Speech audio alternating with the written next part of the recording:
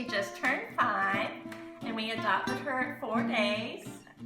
She was born at 35 weeks, and I know her mom here in town.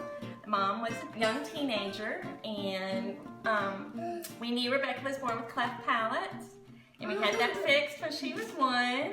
And then she also has a chromosome issue, 22nd chromosome, so she has some developmental delays, and we did not know about that till after we did testing.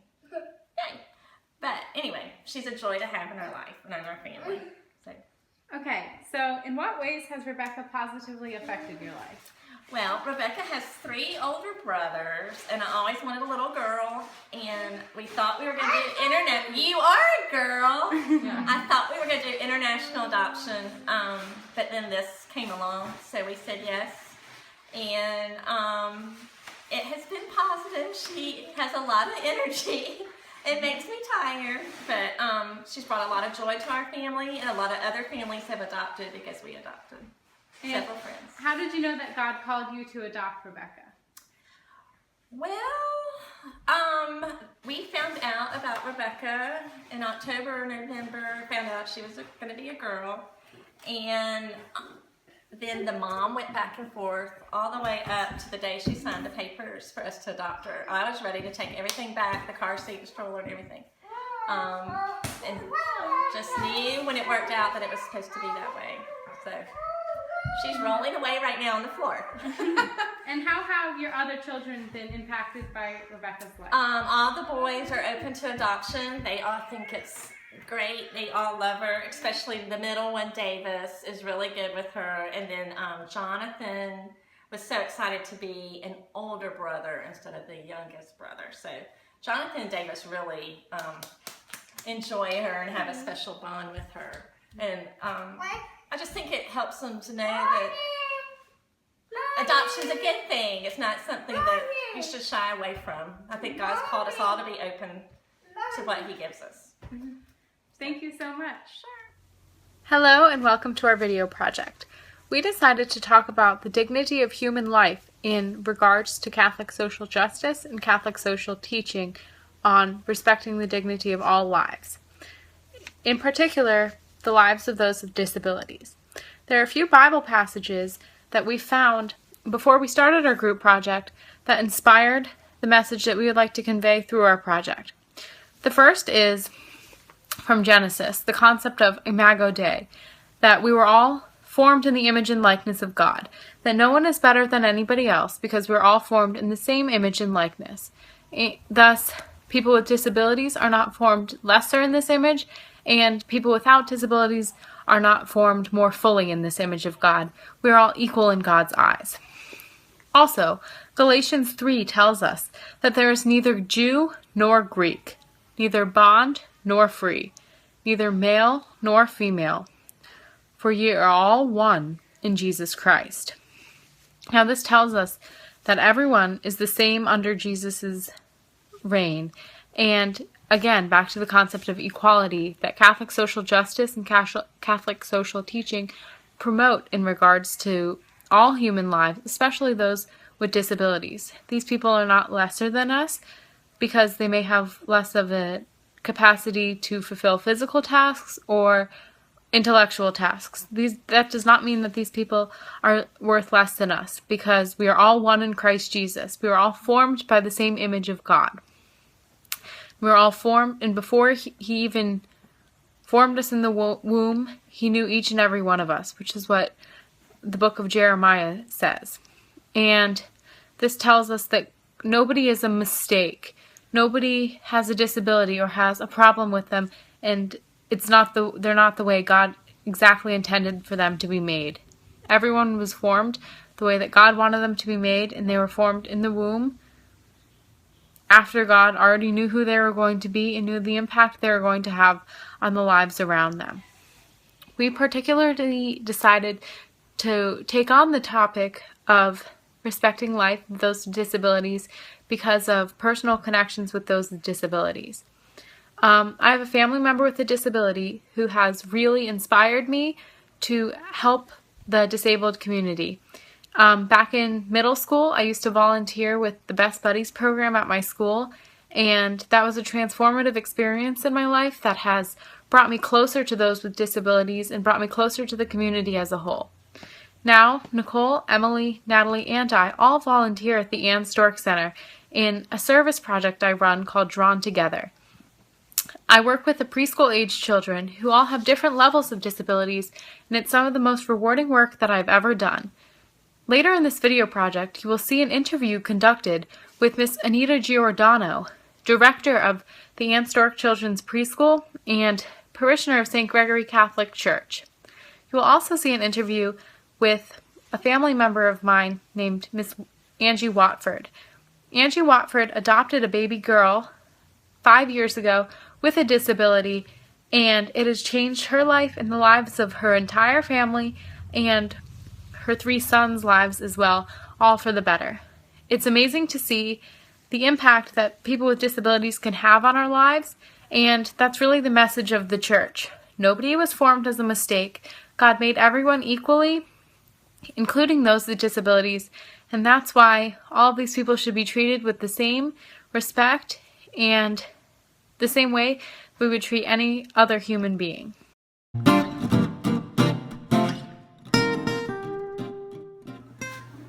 What is the Church's stance on being more inclusive to those with disabilities in the liturgy and everyday Mass life? Well, hopefully as a church we would provide, access to the building, first of all, that you have to have, a building that's, whether there's ramps or whatever, whether it's to get into the church, whether it's to access up to the altar, because they're quite capable of doing what we need them to do, and there's no restrictions on them if they want to do it. And then in your church building you have also the ability for them to get around the church, and we provide a great deal of access for them, a great deal of opportunity where they can feel comfortable, whether it's in the front, the middle, or the back of the church, where that opportunity is there. How do you respond to the question many people have about those with disabilities, that if God loves them, why were they made this way? Again, if we deal with people who we call quote-unquote disabled or whatever, so many of these people are very special, very unique. We have an autistic program here at St. Bonaventure that reaches out to provide opportunity for them to have religious education, to make First Communion, to make confirmation. And I think most of the time, if you deal with parents who have children with a disability, so often they become the great blessing. They become the great opportunity for all of us then to, first of all, serve them and to realize maybe how blessed we are in our own life, and to be the blessing for them just as they can be the blessing in your life. So for them to receive the sacraments of initiation, is it a different process or is it the same? Well, it depends again on the level of disability. I mean, there's a lot of inclusive education. You try to fit them into the classroom environment if they're capable of doing that. But some of them, if they're not, then you also have to have a program to take care of that need. You would never hopefully leave them out and say that they cannot or should not, receive. Of course they can. They're God's children and they're God's special people, so we have that opportunity. And you mentioned that you have an autistic program. Is there any other ways that the church shows appreciation or accommodation for those with disabilities? Well, they're capable of what they're capable of doing. I mean, we've provided programs wherever there's liturgies. I mean, there's often times where children who are autistic have read from the readings and have been part of, the music program, whatever the case may be. And, you just don't pass judgment on them. You give them whatever opportunity that they're capable of doing. Do you think there's anything that the church could do better that they're not doing? Of course, we can always improve. We can always do better. And, that again is where Pope Francis has kind of come out with the latest, encyclical on the whole concept of love, of reaching out to all people, depending on how we're going to judge or how we're going to distinguish. We cannot do that. I mean, that's His great commandment, is love one another, bring people in, don't prejudge, don't, have differences out there among them. We can continue to grow, and maybe more so it's continue to teach people that they need to do it.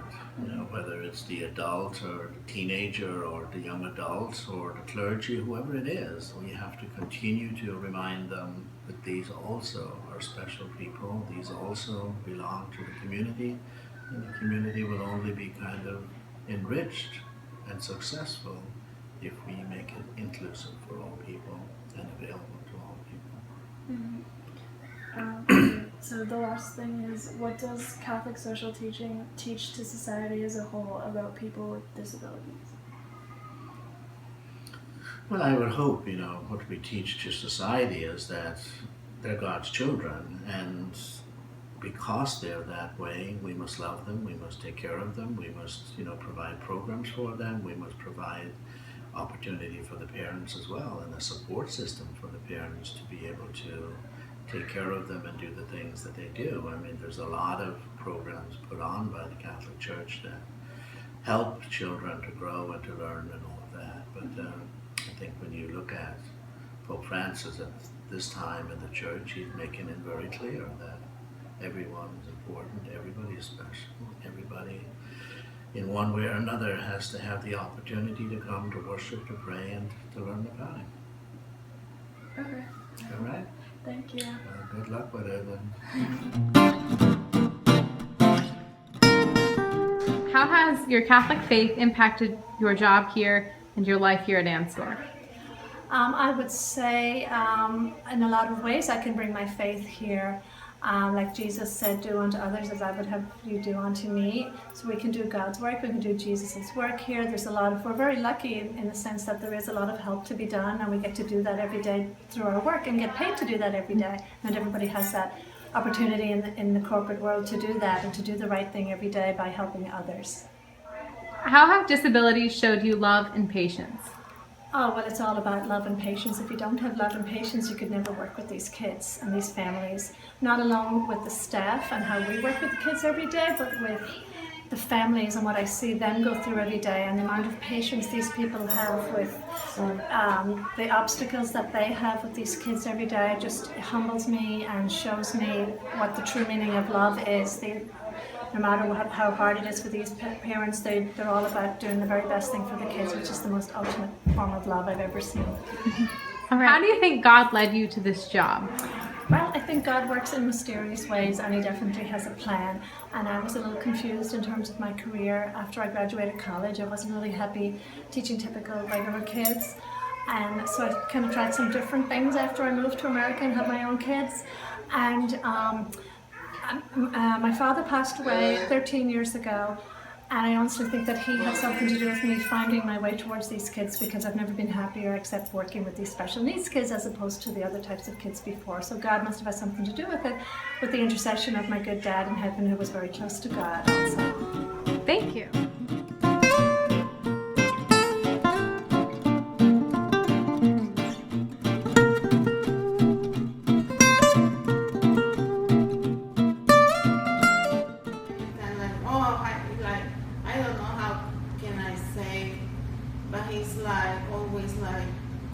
He's always following up, and he's always, just reaching out to see how she's doing.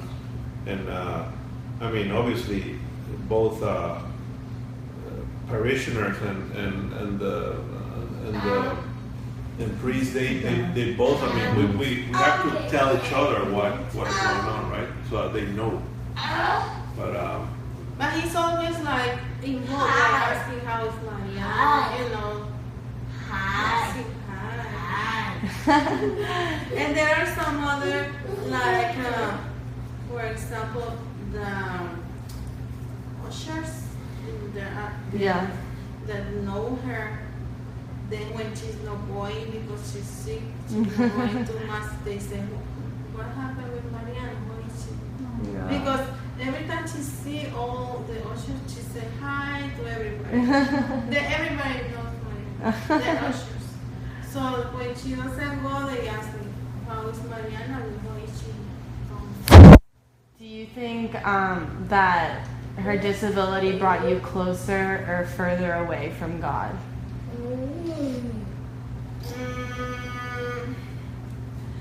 I cannot say because we were close to God and now we're close, so it's the same.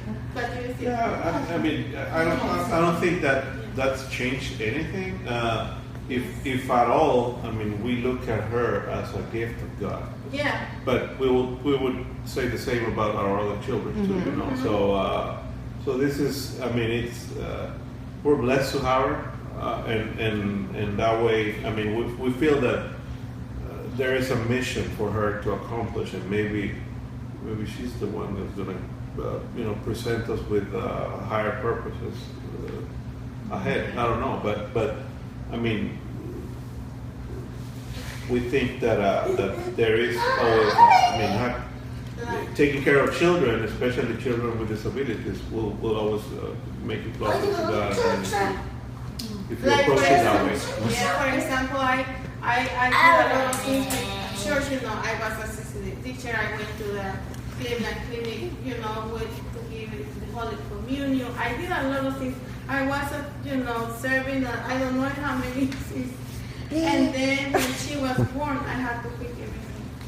I had to quit because I didn't have time. I see. So I was like, oh, I cannot be serving. But then I realized I'm not serving there, but I'm serving here. That's true. So I was like, at the beginning, I was so involved in everything, and I was, when she was born the first year, like, but I'm missing. I cannot go to the Cleveland clinic. I cannot go to the CCD. I cannot do this and that because I was involved, I don't know, in like 5 things, And then you have special mission. And then I realized, there's a mission. So it's like instead of doing that, but it's the same thing. I'm serving somebody. That's true. How do you think do you have anything to suggest to the church on how they should improve working with people with disabilities? I think that it's like telling more what they have because they have a lot of things that people doesn't know. Yeah. Again, it comes to awareness. Yeah. Yes. Make everyone aware of what the church What they offers, because there are a lot of programs out there that they should advertise more, I guess. Yeah. Mm-hmm. Yeah, I think they have it, but that's the only thing. That's